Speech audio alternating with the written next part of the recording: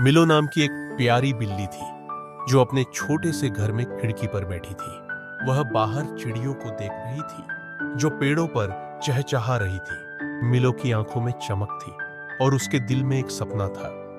वह भी उन चिड़ियों की तरह उड़ना चाहती थी। उसने मुंह खोला और पा म्याऊं प्लान मास करने की कोशिश की, लेकिन उसकी जगह जोर से क्वैक बेरसलिंग की आवाज निकली।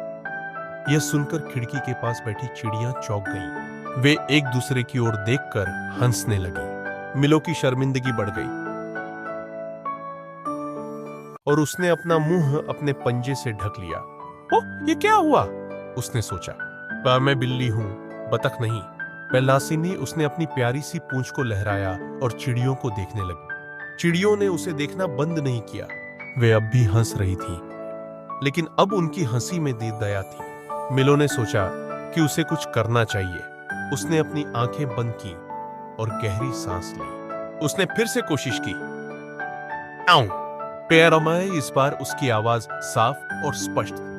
चिड़ियां फिर से चौंक गई हैं, लेकिन इस बार वे उसकी तारीफ करने लगी।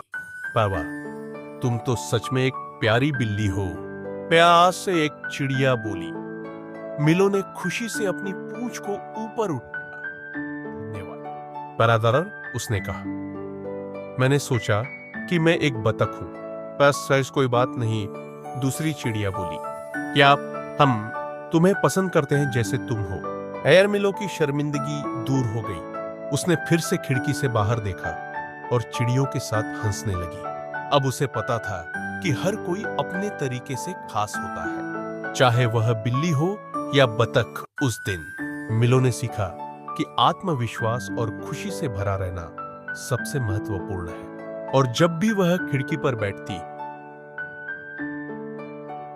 उसे याद आता कि वह एक प्यारी बिल्ली है जो अपने दोस्तों के साथ हंस सकती है।